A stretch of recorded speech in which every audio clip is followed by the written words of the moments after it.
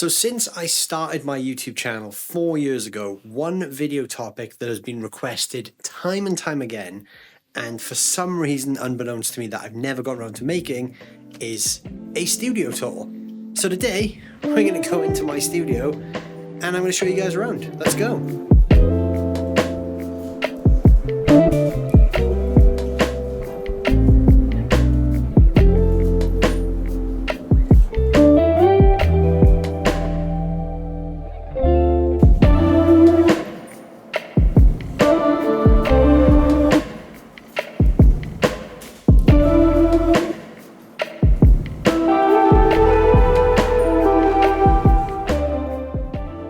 So welcome to my studio. You guys will have seen this room in countless videos if you've been watching the channel, usually from this view. But today I'm going to show you around all of the other stuff in the studio that you never normally see. So we're going to take a look at some of the gear that I use, how it's all set up, and we'll talk about some of the guitar collection, some of the amp collection, some of the pedal collection, and everything else that goes into what I do in this room every day. So I'm going to start by showing you guys something that you never ever see in videos, and that is this end of the room, which is my desk. This is the desk that I sit at when I do all my recording, all my filming, all my editing and everything else, as well as running my business day to day. That all happens at this desk right here. So what we have here is a PC. So I'm sorry to all the Mac guys, but I am a very hardcore PC fan and always have been. My studio is based around this Audient Evo 16 audio interface. You can see I've actually got my old Focusrite interfaces still in my rack there that I haven't actually done anything with yet. I've got an 18i20 version 3 and version 1. That one, the version 1, I've actually had for like 10 years. And then the version 3 I bought about 3 years ago when I redid my studio. Great interfaces, but I moved over to Audient at the start of this year for various reasons. I just felt like I needed a bit of a change, and this offered me the change that I needed. I also have this Thomann T-Rax VM100. This is a voltage meter, but the voltage LEDs don't actually work anymore, so I don't know whether I've got good power or bad power, but it's pretty quiet, so I'm assuming it's all good. This is really just used as a power distributor. So this actually has multiple IEC outputs on the back, and it powers things like my monitors, my speakers, and everything else. And at the bottom is another unit that I'm not really using that much, and it's an early 80s or late 80s Zoom 1201. It's kind of like a digital reverb and multi-effects rack. It's a really cool piece of gear that I bought off a local producer in South Wales, and I just never really use it, but it's a cool piece of gear that I own. Then on the desk, I've got some pedals. This lovely pedal stand is built by my buddy Marcus Deluxe. And then I have an amp sim pedal here. This is something I swap in and out all the time, depending on what I'm doing. My TC Electronics Plethora X3. This is pretty much featured in most videos, but only as a guitar tuner. And I sometimes use the noise gate if I'm using a higher gain pedal.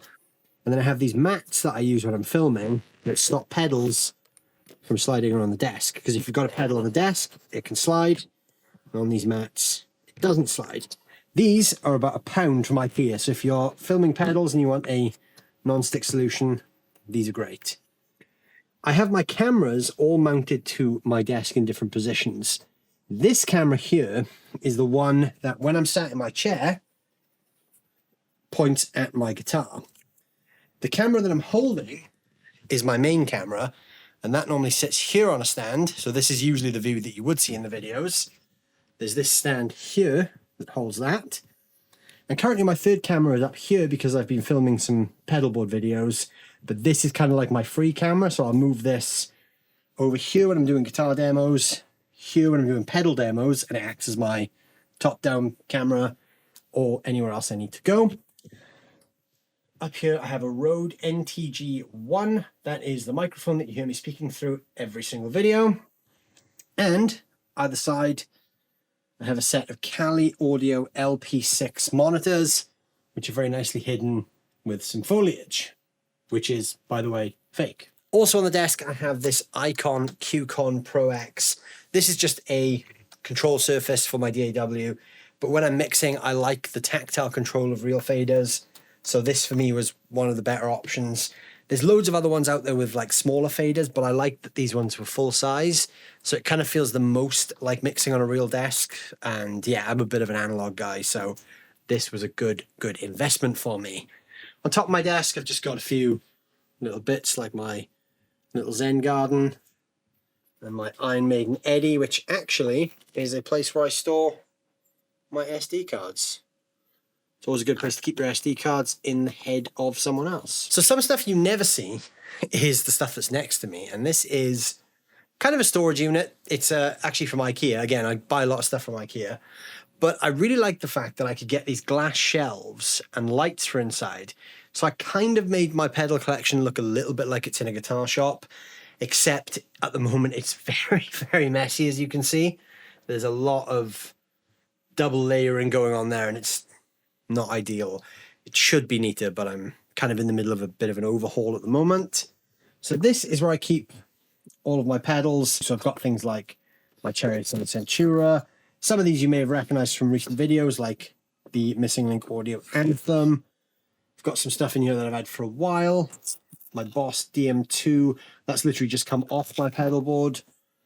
DL4, the Designer Drive from Great Eastern Effects, the Wampler Bell. There's loads of different stuff in there. I also keep things like books. There's another box of pedals down here. That is stuff that's less in circulation. There's more pedals down here. There's the entire Walrus Fundamentals range there and some multi-effects pedals. And this cubby is kind of like my miscellaneous dumping ground. Got things like bags of my custom picks in there. A box of resistors, because everyone needs a box of resistors. A power supply that I've literally just taken off the pedal board. A box from a power supply I've just fitted to a pedal board. You know, stuff you need.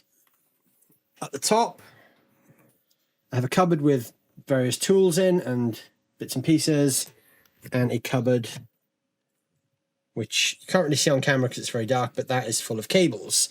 XLRs, jack cables, everything else I need. Then up on top of the cabinet, a Mick Jagger harmonica, a couple of wah pedals at the back there, some books, a box of strings from the guys at String Joy.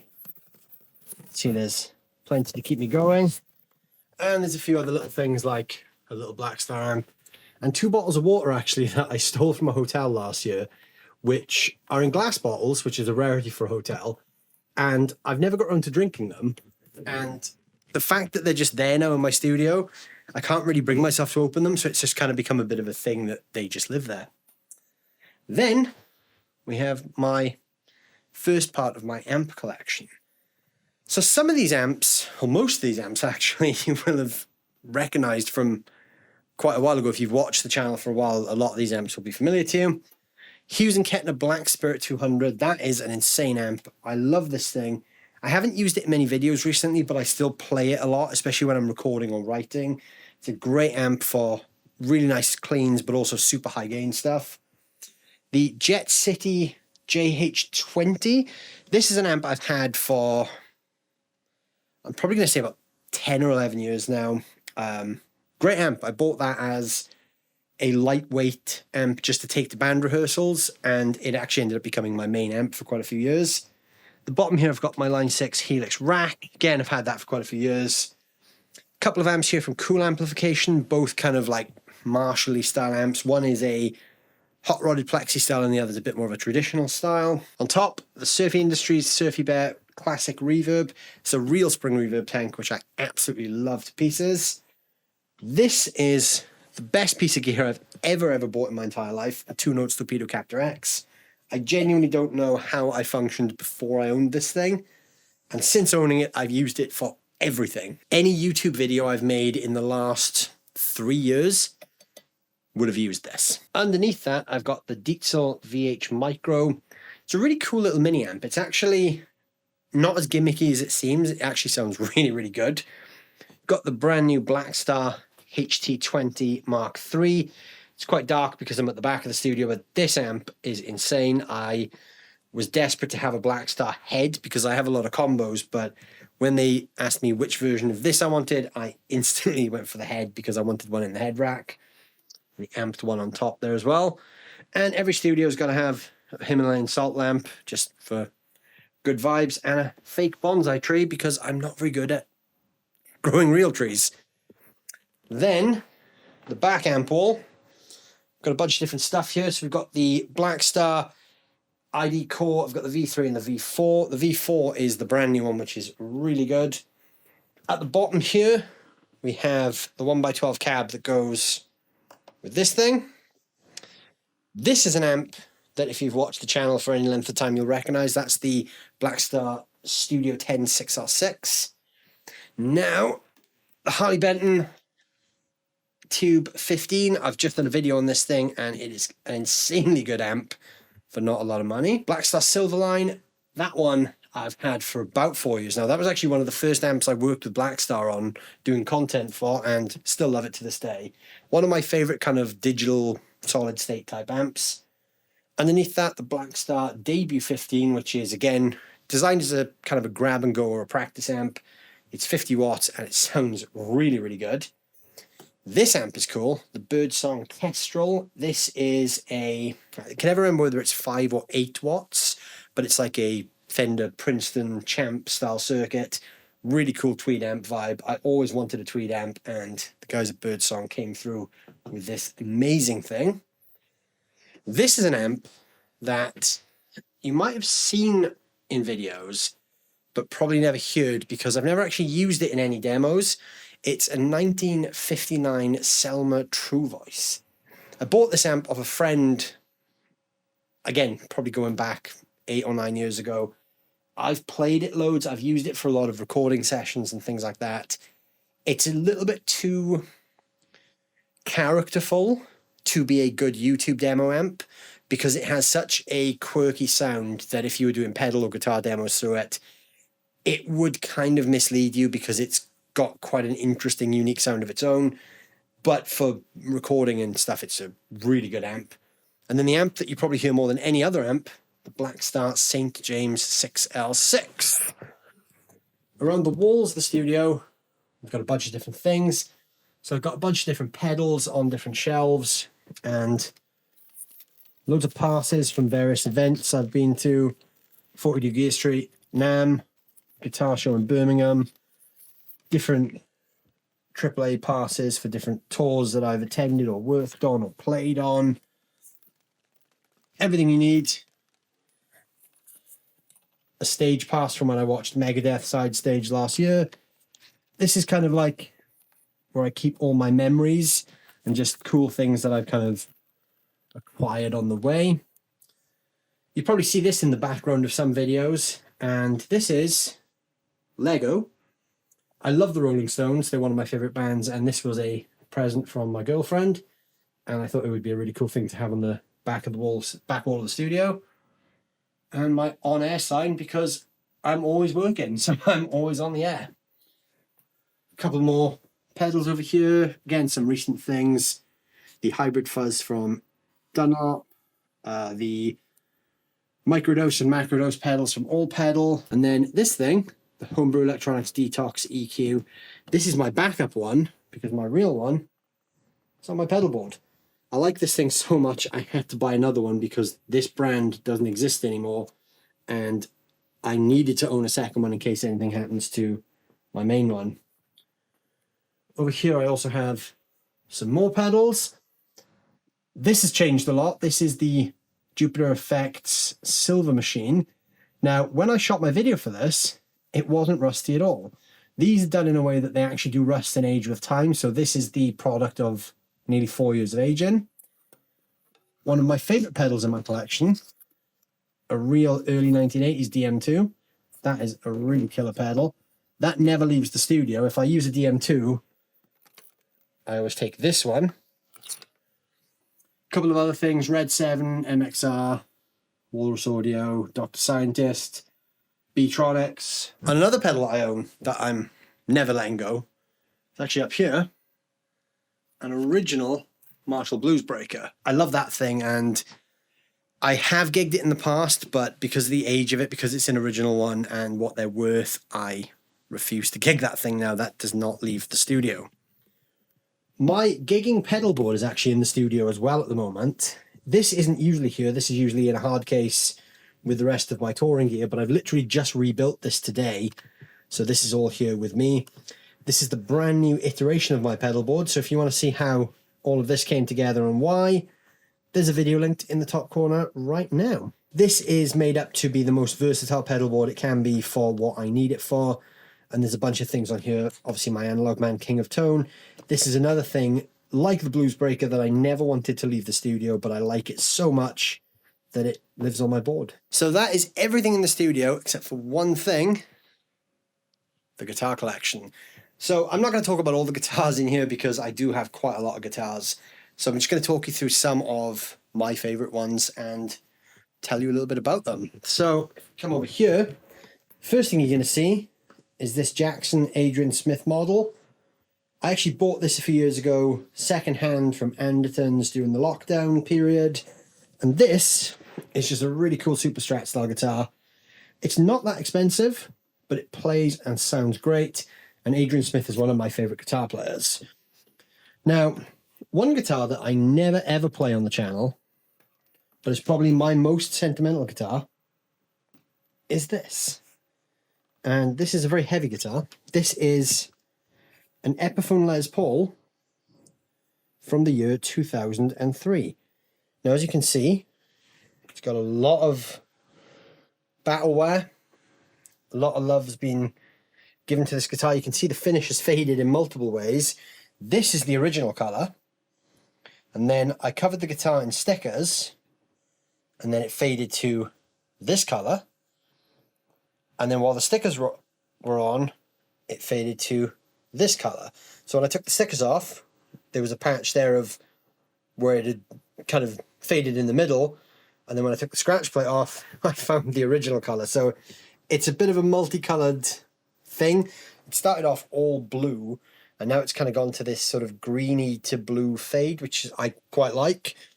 And on the back of the guitar, as you can see, plenty more use, plenty more love. This guitar was my first proper guitar. So this will always be the most sentimental thing I own. It's had a refret, and most of the rest of it is actually still original. This is the guitar that I would never ever be without. If my house was on fire, that's the one I would be grabbing. Another guitar I don't really feature on the channel that much, but I should. It's this thing, my Epiphone Firebird. This is a studio model, and it actually comes in a satin red finish. But because I've played it so much and gigged it so much, you can actually see there I've kind of worn through the satin finish and made the satin finish shiny. This one, even though I've owned it for quite a few years, it's actually still in relatively good condition. It hasn't taken as many hits as the Les Paul. I had to change the tuners because the original banjo tuners broke while I was on tour. And it has a little bit of wear on the back, but not too much. I always wanted a Firebird because I just loved the way they looked. Then there's some stuff that is always on the channel, things like my Yamaha Revstar. That is the one that you guys see me play all the time in videos. My Valiant Guitars Jupiter. This guitar is insane. I love this thing. This was built for me by the guys at Valiant, and this is an incredible guitar. This is one of my main touring guitars, so this is always with me when I'm on the road. One of my most dependable instruments. Another guitar that I play a lot, but hasn't been in as many videos recently, is this, my PJD St. John Standard. Great guitar. I love the guys at PJD. They make some incredible stuff. This guitar was on the channel a lot for a while, but hasn't been recently, and this is my PRS S2 Standard.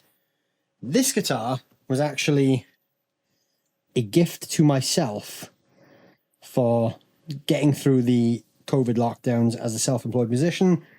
Came out the other side, still doing what I wanted to do with my life, and I decided to treat myself to a PRS. I always wanted a PRS and could never find the right one until I found that one. So thanks to the guys at PMT in Birmingham for that. This thing is a guitar that I've had for quite a few years now, and the colour is a bit divisive for some people. This is a Vola guitar. It's called an Oz. It's kind of like a super stratty kind of vibe. This guitar is very sentimental to me because this was actually the very first high value guitar that I ever was sent for my YouTube channel. So the guys at Vola sent me this 4 years ago, and I absolutely love this. It means a lot to me because it was one of those guitars that kind of signified that my channel was getting noticed by brands that I admired. Got my Schecter Nick Johnston, you guys have seen loads of times.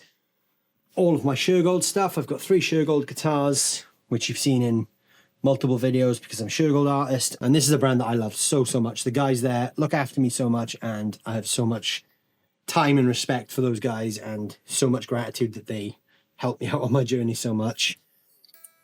Got another Vola here, a white one. This is the Oz JRM model. This is a guitar that, again, I don't play this as much as I should. It's kind of retired from the road, but I want to bring it back. This is a Tokai from 1983. It's got a lot of dents in the fingerboard there, as you can see. It's a very well-loved, well-used guitar. It's a 60s spec Strat Star, so it's got the real steep 7.5 or 7.25 inch radius fretboard. It is battle worn. It's over 40 years old, and it's just a really cool guitar. I don't tour this one as much because it needs some fretwork, and I'm kind of afraid to make changes to it because of how much I like it. I would like to gig it again one day though. And interestingly, here you can see the letters MD. Well, if I can focus the camera, under the neck plate the letters MD have been scratched. Now I don't know who MD is or what that means, but I'm sure there's a story to it, and I would love to find that out one day. You've seen this one quite a lot. This is my LT Customs custom tee that my buddy Lewis built me. Insane telly style guitar. I love this thing to bits. My vintage Kramers. I bought this one blind. There's a video on the channel where I literally bought a 1985 Kramer blind on eBay, and turned out it was a great purchase. It's a really good guitar. I also bought a similar one from 1988. I don't play or like this one as much, but I still like it, but I don't like it as much as this one. I'm undecided what to do with this one. This is a guitar that I, again, never play on the channel because it's one of my own personal guitars. Washburn N2, Nuno Betancourt model. Extreme, one of my favourite bands. Nuno's one of my favourite guitar players. I could never in a million years play like the guy, but I had to own one of his guitars. This was a guitar that I actually kind of bought by accident. And I know that sounds really strange that I say I bought this thing by accident, but I kind of did. I went to see Extreme play live in 2017, and I always wanted a Washburn N2 or an N4, but I could never afford one. And after watching Nuno play again, I just thought that, you know, if I can find an N2 for a good price, I will buy one. So I posted on Facebook, if any of my friends have any contacts, anyone who might be looking to move one of these guitars on, let me know. I'm potentially in the market for one for the right price.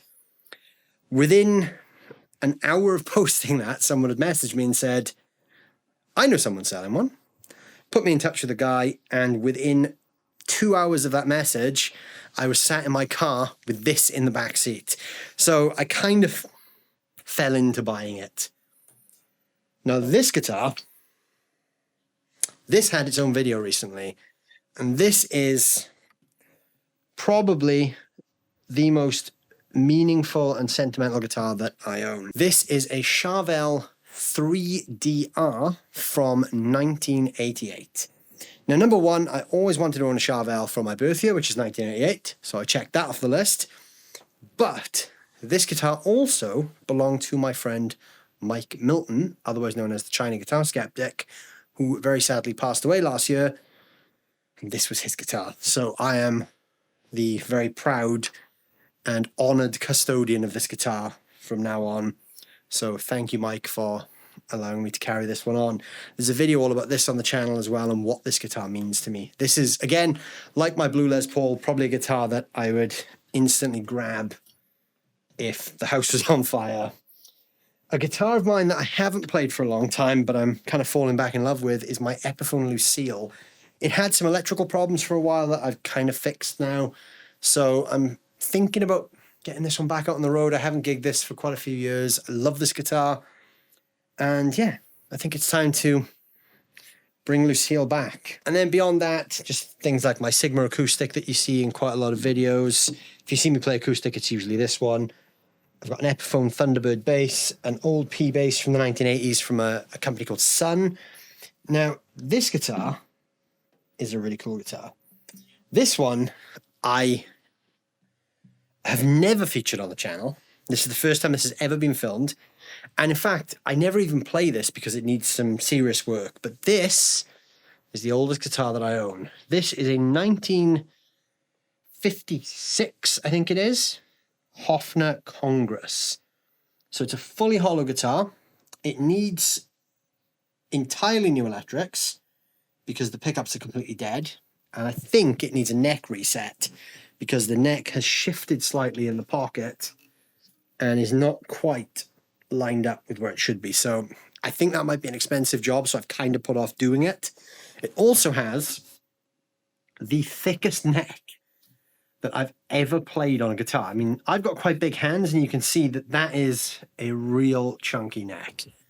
This guitar doesn't actually have a truss rod, so the tension actually just comes from the sheer size of the neck. This is the oldest guitar I own, and it's kind of a project guitar that I will eventually get back to its former working glory, but I just haven't done so yet.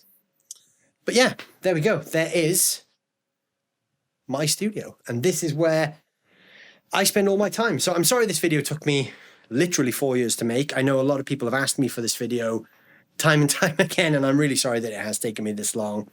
But I have had a few different studios over the last few years.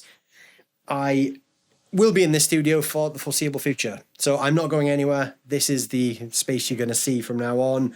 So yeah, sorry it took so long, but there it is. I hope you guys enjoyed it. Finally, let me know down below in the comments what you think of the studio. Now that I've finally shown you around and shown you everything, I'd love to hear what you guys think of it. While you're doing that, don't forget to hit the like button, hit the subscribe button, and also let me know what your favorite piece of gear that I own is. And if there's anything I've talked about today you'd like to see more of on the channel, let me know. Thank you guys as always, and I'll see you very soon.